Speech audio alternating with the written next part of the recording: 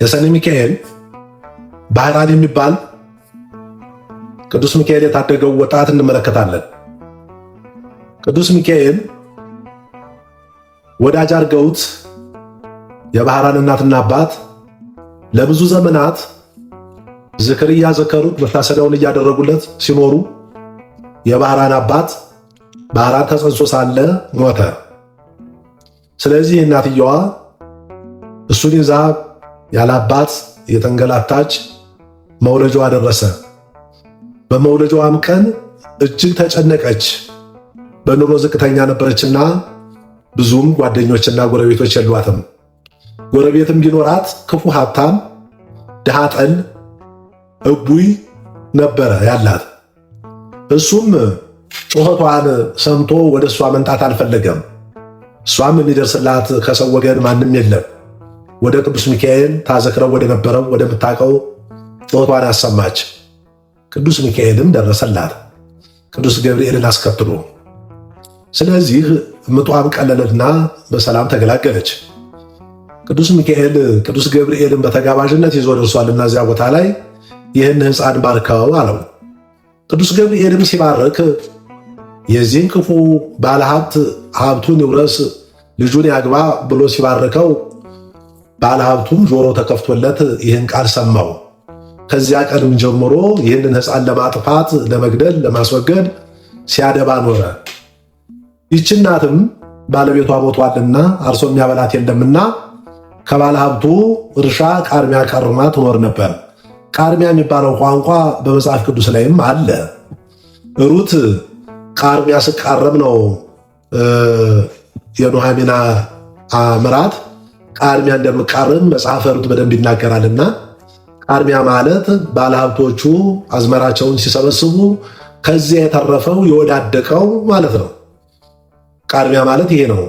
እዚያ በኋላ እየቃረመች ልጇን አስከትላ በዚያ በባለሀብት መሬት ላይ ስትውል ይህ ባለሀብት ያችን ቀን የሰማትን ቃል በልቦናዋ ኑሯልና አንቺ ድሃ ነሽ፣ ይሄ ልጅ አስከተለሽ ማሳ ለማሳ እያንከራተትሽ ለምን እንደዚህ ታደርጊያለሽ? ልጁን እኔ ላሳድገው፣ ልጅ የለኝም፣ ወንድ ልጅ የለኝም፣ አንቺም እረዳሻለሁ፣ ቃርሚያ ከምትንከራተቺ በሰላም ትኖሪያለሽ በማለት አባበላት። እሷም ጓጉታለችና ለሀብቱ ልጇን ሰጠችው። እሱም የተወሰነ ጊዜ ካሳደገው በኋላ በሳጥን አድርጎ በባህር ላይ ለመግደል፣ ለማስወገድ፣ ለመጣል ፈለገ። አርጎም ወደ ባህር ጣለው። ያን ጊዜ እንደ ኖህ መርከብ አይነት ውሃ የማያሰምጠው እንጨት አለና ከሱ በሳጥን ሰርቶ ነው ወደ ባህር የጣለው። ከሞተም ይሙት ካልሞተም የሩቅ ሰዎች ያግኙት ብሎ የጣለውና በባህር ላይ የተንሳፈፈ ሩቅ ከሄደ በኋላ በግ የሚያጠጣ ሰው ሳጥኑን አገኘው። ያንን አውጥቶ ቢመለከተው የሚያምር ልጅ አገኘ ማለት ነው። ልጅ የለውምና ተደስቶ አሳደገው፣ እረኛም አደረገው፣ በሀብቱም ተባረከለት። የእግዚአብሔር ሰዎች በቤታችን ሲገቡ ሀብታችን፣ ቤታችን፣ ኑሯችን ይባረካልና።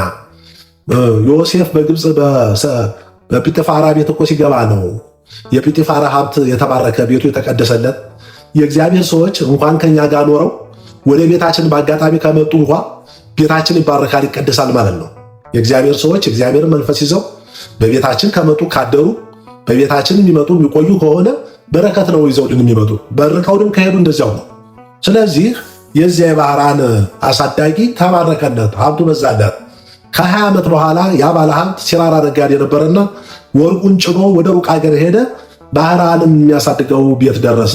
ሳያስበው መንፈስ ቅዱስ ነው የሚያገናኛቸውና አደረ መሽቶበት እና በዚያ አድሮ ሳለ ባህራን እየተባለ ሲጠራ ይህን ብላቴና ሰማ። ባህራን ማለት ምን ማለት ነው ብሎ ስሙን ጠየቀ። እንዲህ በባህር ላይ ያገኘሁት ነው ያሳደግኩት ልጅ ነው ብሎ ሲነግረው ልጁ በመቼ ነው ያገኘው ብሎ ዓመተ ምሕረቱን ጠየቀ። ዓመተ ምሕረቱንም አረጋገጠ። ተንኮል አስቧልና ወደ ሀገሬ ደብዳቤ መልእክት ረስቻለሁ፣ ይህን ባህራን የሚባለውን ልጅ መላክ ፈልጌያለሁ፣ 20 ሺህ ወቄት ብር ወርቅ እሰጥሃለሁ ብሎ የባህራን አሳዳጊ አባበለው። ተስማማ። ገንዘብ ወርቅ የሚያታለው የለምና ባህራንንም የሞት ደብዳቤ ጽፎ እንደደረሰ ግደሉት የሚል ደብዳቤ ይህ ባለ ሀብት ወደዚያ ወደ እሱ ሀገር ላከው ማለት ነው፣ አሽከሮቹ እንዲገሉት። በመንገድ ላይ በበቅሎ በፈረስ ተቀምጦ ቅዱስ ሚካኤል ሰራዊት አስከትሎ በሰው ተመስሎ በአንድ መኮንን ተመስሎ ተገናኘው ማለት ነው። እና ወዲህ ትሄዳለህ ብሎ ስሙን ጠርቶ አናገረው። ከየት እንደተላከ ወዴት እንደሚሄድም ሁሉ ባህራን በየዋህነት በቅንነት አናገረው ቅዱስ ሚካኤልን። ቅዱስ ሚካኤል በእጅ ላይ ምን ይዘሃል አለው። ደብዳቤውንም ነገረው። እስኪ አንተ አላንብብልህ አለው። አልሰጥም አደራ ነው አለው።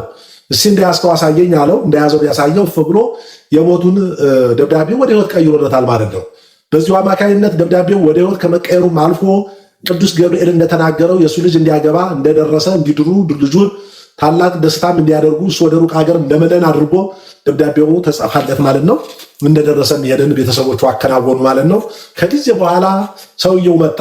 ሲመጣ እንግልታ፣ መሰንቆ፣ ዘፈን ሰማ። በሩቅ ገና ሳለ ማለት ነው።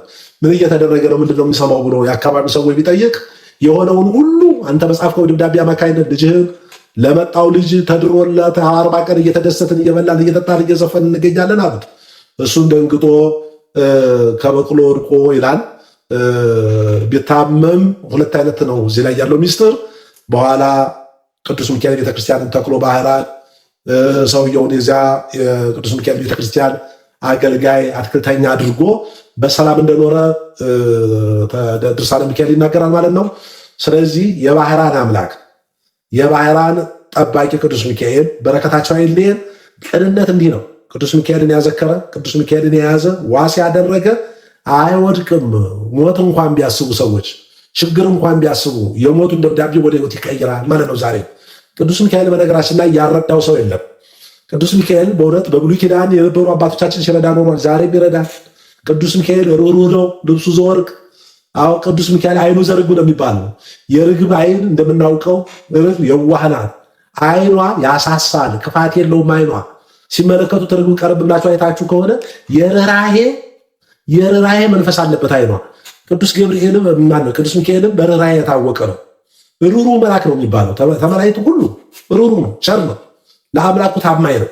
ስለዚህ ለሰው ልጅም ፈጥኖ ደራሽ ነው። በጣም ርኅሩህ ነው እና ቅዱስ ሚካኤል ዓመታዊ በዓሉ ነው።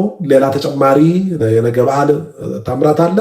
የአፎምያ ታሪክ አለ። የአፎምያን ታሪክ ደግሞ ነገ እናያለን። ለዛሬው ቅዱስ ሚካኤል ያረዳው የለም። እኔንም ረድቶኛል፣ ሁላችሁንም ረድቷችኋል። እጅግ እንወደዋለን፣ እጅግ እናፈቅረዋለን። ያ ማለት ቅዱስ ሚካኤል ሩህሩህ መልአክ የእግዚአብሔር ባለሟል ስለሆነ እነ ዳንኤልን ስለረዳ፣ እስራኤላውያንን ስለረዳ፣ ባህራንን ስለረዳ፣ በየዘመኑ ሁላችንን ስለረዳ፣ ወደፊትም ስለሚረዳ ከዚህ አንጻር ነው የምንወደው። በዓሉ የሰላም ይሆንላችሁ።